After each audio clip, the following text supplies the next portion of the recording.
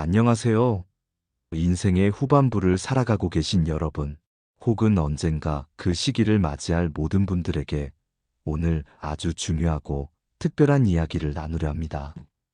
바로 나이가 들어도 여전히 함께하고 서로에게 힘이 되어줄 수 있는 좋은 친구를 만드는 방법에 대한 깊이 있는 이야기입니다. 많은 분들이 나이가 들면 새로운 친구를 사귀기가 쉽지 않다거나 이미 관계망이 굳어져서 인연을 만들기 어렵다고 생각하시곤 합니다. 하지만 과연 그럴까요? 새로운 친구를 만드는 일은 결코 불가능하거나 혹은 엄청난 노력과 특별한 재능을 필요로 하지 않습니다.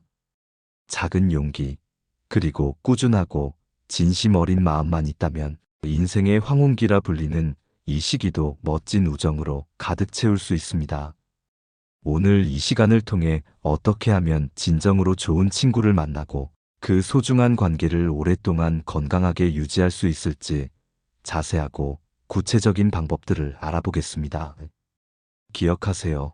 인생은 혼자 걸어갈 때보다 소중한 사람들과 함께 걸어갈 때 더욱 빛나고 아름다워지는 법이니까요.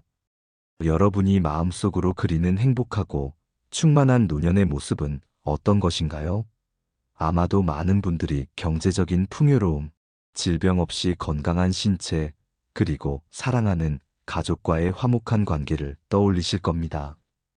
물론 이 모든 것들이 우리의 행복한 삶을 구성하는 중요한 요소임은 틀림없습니다. 그러나 현대의학 연구와 수많은 사회학적 조사 결과들은 행복한 노년의 삶에 사회적 관계, 특히 친구의 존재가 얼마나 결정적인 영향을 미치는지 명확하게 보여주고 있습니다. 최근 50세 이상 성인을 대상으로 한 대규모 설문조사에 따르면 새로운 친구를 사귀고 다양한 사회적 상호작용을 활발히 이어가는 것이 나이가 들면서 삶의 만족도와 행복감을 얻는데 지극히 중요한 역할을 한다고 합니다. 여기서 주목할 점은 직접적인 대면 만남뿐만 아니라 온라인을 통한 교류까지도 모두 긍정적인 영향을 미친다는 사실입니다. 그렇다면 우리의 삶에서 친구가 이토록 중요한 이유는 무엇일까요? 그 첫 번째 이유는 바로 외로움을 극복하는데 필수적인 존재이기 때문입니다. 많은 분들이 은퇴 후 갑작스러운 외로움을 호소합니다. 매일 얼굴을 마주하던 직장 동료들과의 관계가 단절되고 사회적인 역할이 사라지면서 전에 없던 공허함과 쓸쓸함을 느끼게 됩니다.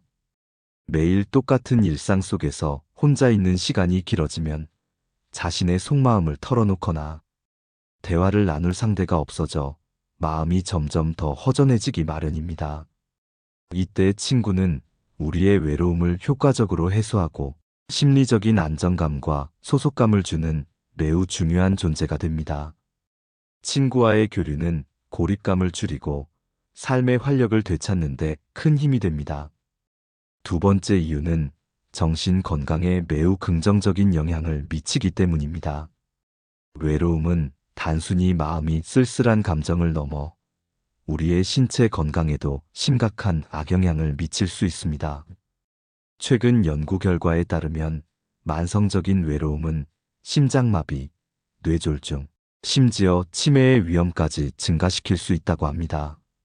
반면 친구와 함께 웃고 이야기 나누는 시간은 스트레스를 효과적으로 해소하고 우울감을 줄이며 전반적인 정신 건강을 향상시키는 데 큰 도움이 됩니다. 함께 즐거운 시간을 보내는 것은 그 어떤 고가의 보약보다도 강력한 활력소이자 심리적 안정제가 될 수 있습니다.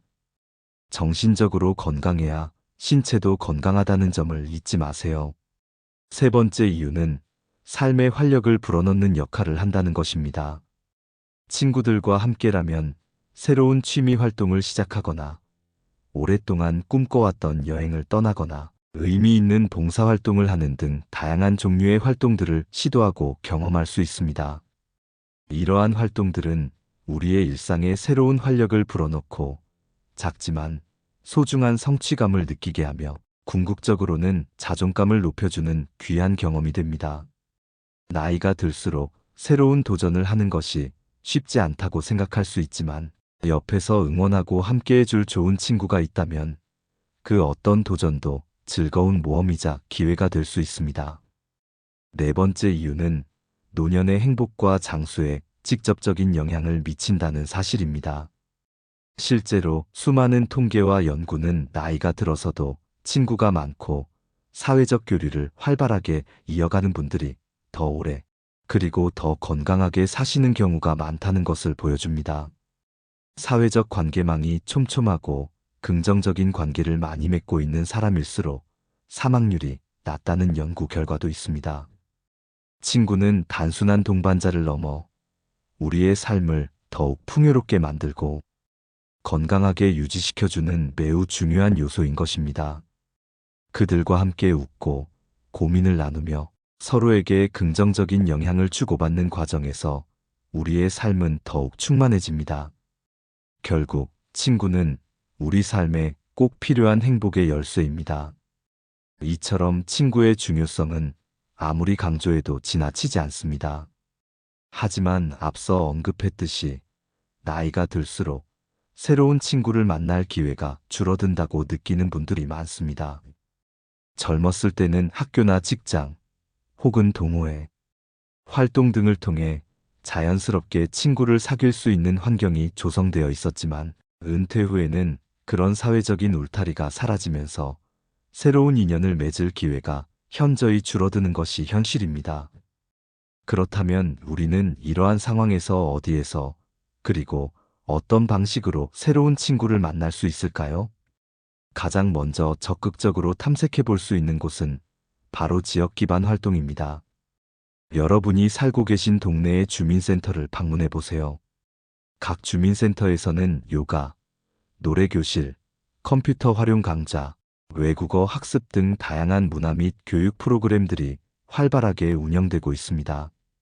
이러한 강좌에 참여하면 자연스럽게 비슷한 관심사를 가진 이웃들을 만날 수 있고 공통의 학습 목표를 통해 자연스럽게 대화의 물꼬를 트고 친밀감을 형성할 수 있습니다. 또한 지역사회에 기반을 둔 다양한 동아리나 모임에 참여하는 것도 좋은 방법입니다. 예를 들어 동네 등산 동호회, 독서 모임, 그림 그리기 모임, 텃밭 가꾸기 모임 등 여러분의 관심사에 맞는 다양한 선택지들이 존재합니다. 동네 도서관에서도 독서 모임이나 각종 문화 프로그램, 강연 등에 참여할 수 있는 기회가 많습니다. 종교 활동을 통해 만나는 인연 또한 매우 깊은 우정으로 발전하는 경우가 많으니 종교를 가지고 계시다면 적극적으로 참여해 보시길 권합니다. 특히 봉사활동은 새로운 친구를 만나는 아주 특별하고 의미 있는 방법입니다. 유기동물 보호, 환경 보호 캠페인, 노인 복지시설 봉사, 재능 기부 등 다양한 분야의 봉사활동에 참여해 보세요. 이타적인 마음을 가진 사람들과 함께 의미 있는 시간을 보내다 보면 서로의 진심을 느끼고 끈끈한 관계를 맺을 수 있습니다. 봉사활동은 단순한 만남을 넘어 가치 있는 경험을 공유하며 더욱 깊은 유대감을 형성하는 데 탁월합니다. 다음으로 취미 기반 활동은 새로운 친구를 사귀는데 가장 효과적이고 즐거운 방법 중 하나입니다. 공통의 취미는 처음 만나는 사람들 사이의 어색함을 빠르게 줄여주고 자연스럽게 가까워질 수 있는 강력한 연결고리가 됩니다. 스포츠나 운동 동호회에 참여해 보세요. 등산, 걷기, 댄스, 요가, 탁구, 배드민턴 등 다양한 종목의 동호회들이 있습니다. 건강도 챙기면서 자연스럽게 새로운 사람들과 어울리고 친목을 다질 수 있습니다. 예술이나 창작 동호회도 매우 좋은 선택입니다. 악기 연주, 그림 그리기, 도예, 공예, 요리, 사진 촬영 등 자신의 관심 분야를 심화시키면서 동시에 같은 열정을 가진 사람들과 소통할 수 있습니다. 서로의 작품에 대해 이야기하고 새로운 기술을 배우며 서로를 격려하는 과정에서 돈독한 관계를 형성할 수 있습니다. 여행 동호회에 참여하여 함께 새로운 곳을 탐험하고 맛있는 음식을 나누며 아름다운 추억을 쌓는 것도 멋진 경험이 될 것입니다. 또한 외국어 학습 동호회에서 영어나 일본어, 중국어 등을 함께 공부하며 서로를 격려하고 도움을 주고받는 관계도 훌륭한 친구로 이어질 수 있습니다.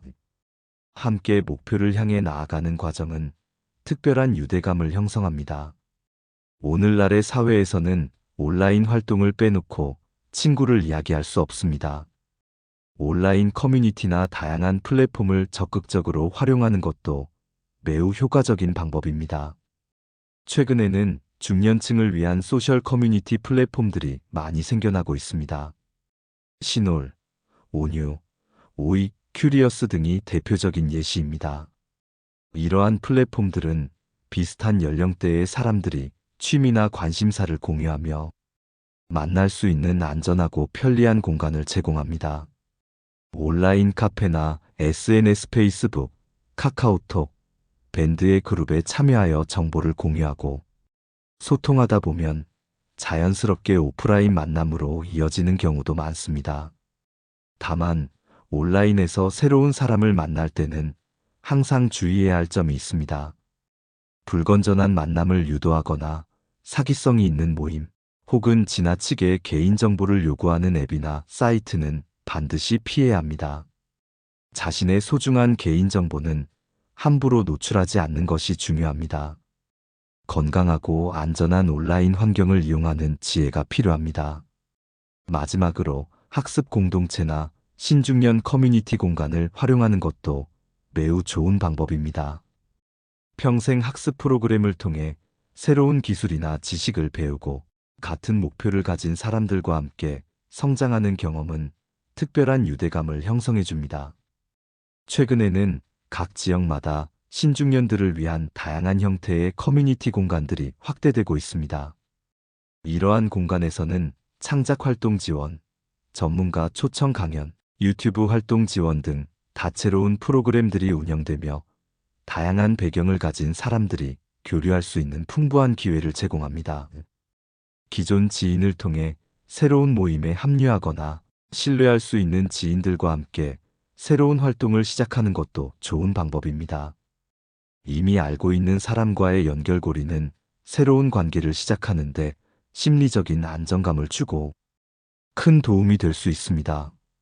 자, 이제 새로운 친구를 만날 수 있는 다양한 장소와 환경들을 자세히 알아보셨으니 실제 친구를 사귀기 위한 좀 더 구체적이고 실질적인 방법들에 대해 이야기해 보겠습니다. 새로운 친구를 사귀고 싶다면 무엇보다도 적극적인 자세를 가지는 것이 중요합니다. 심리학에서는 호감 격차라이킹 갭라는 흥미로운 현상에 대해 이야기합니다. 이는 우리가 상대방이 나를 실제보다 덜 좋아할 것이라고 지레짐작하거나 과소평가하는 경향이 있다는 것을 의미합니다. 하지만 실제로는 상대방도 우리에게 호감을 가지고 있거나 최소한 열린 마음으로 다가올 가능성이 큽니다. 그러니 주저하거나 망설이지 말고 먼저 다가가세요. 오늘도 끝까지 시청해주신 여러분께 깊은 감사를 드립니다. 오늘 영상이 도움이 되셨다면 소중한 분들께 공유해 주시고 구독과 좋아요로 저를 응원해 주세요. 여러분과의 소중한 연결이 저에게 큰 힘이 됩니다. 오늘도 행복한 하루 되세요.